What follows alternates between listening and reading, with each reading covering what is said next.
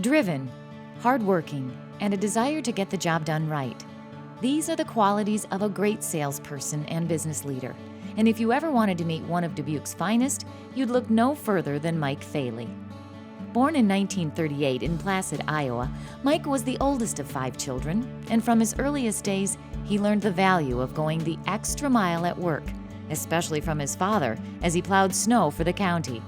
And when it was really, really bad, the weather was really bad, I remember this like yesterday, he'd get a coat that was 2 sizes too big, huge black coat, and he'd take his regular heavy coat and he'd carry this in his arm, and he had a thermos that was this big, and he'd fill it with, my mother would fill it with coffee, and he'd leave. Sometimes he'd come back for 4 days. I mean, because you could get stuck and all the things that happen, but he was prepared. He survived. He never worried about him. As a boy, Mike contracted polio, but refused to allow it to hold him back. You know, that's very remarkable, you know, for a guy that's overcome what he's overcome.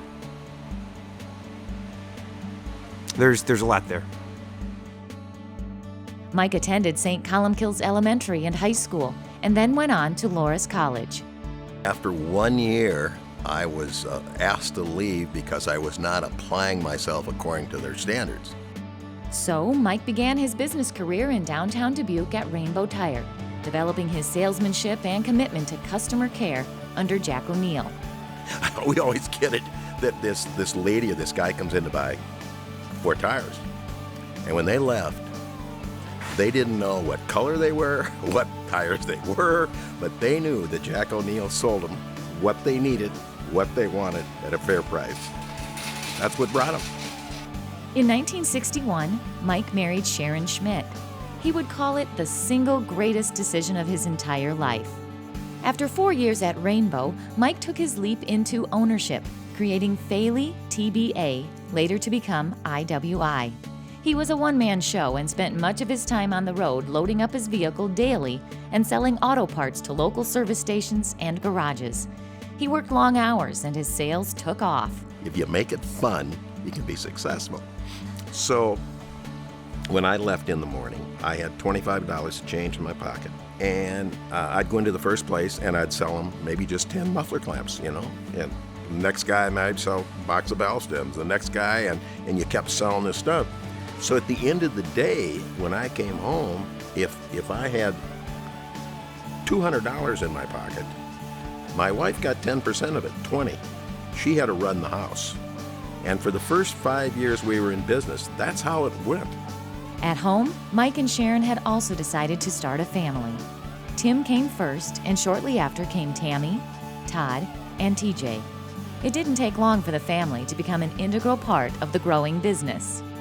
My first job was to eat the baby food, that my mom would clean the jars, and my brothers and sisters would count out wheel studs to fill the baby jars, and he would sell those because apparently one baby jar was good for like a wheel.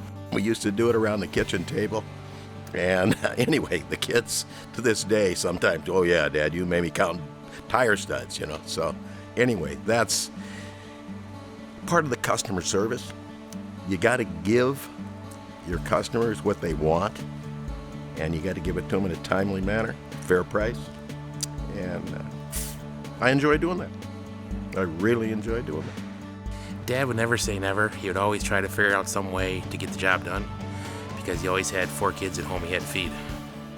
In the early days, the family garage served as home base for the business, but Mike's determination and work ethic drove IWI from building to building around Dubuque, constantly outgrowing each location. Today, IWI Motor Parts is a Midwest leader with a growing number of stores and housing over 3 million inventory parts, but still staying true to its family value approach to business. We've had a lot of long-term employees, you know, people that have worked here for 20, 25, 30, 35 years. That's really special. It goes back to more of a family-type atmosphere, the way that he treated everybody. He's always tried to take care of his employees. He's always tried to look out for them. And I think that carries over into the loyalty that they have back towards him. But as hard as Mike worked, people that know him best also know he loved to have fun. My dad loved the river. It's in his blood. And we just had a lot of times, whether it be going out on a Sunday afternoon or going down to Bellevue for chicken or whatever it was.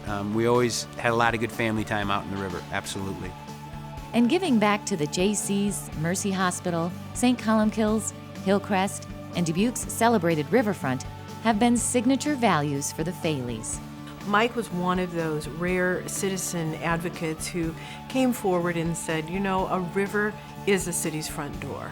And the front door requires the proper amenities, and that includes visiting boat docks. He actually took people on his boat down to Moline to show people what it means to have a front door to a city that's welcoming, that has amenities for boaters and travelers on the river, and that showcases our community.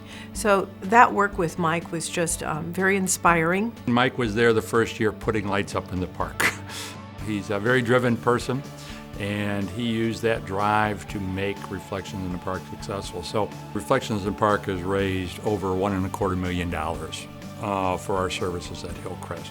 And that gets a lot of recognition, but what doesn't get recognition is the work that Mike and Sharon do behind the scenes for so many people. He's really an unsung hero in the Dubuque community. Today, leadership at IWI has been passed to his sons, but Mike continues to work closely with them as the company enjoys its continued growth. Junior Achievement is proud to recognize Mike Faley, 2014 Tri-State Business Hall of Fame Laureate.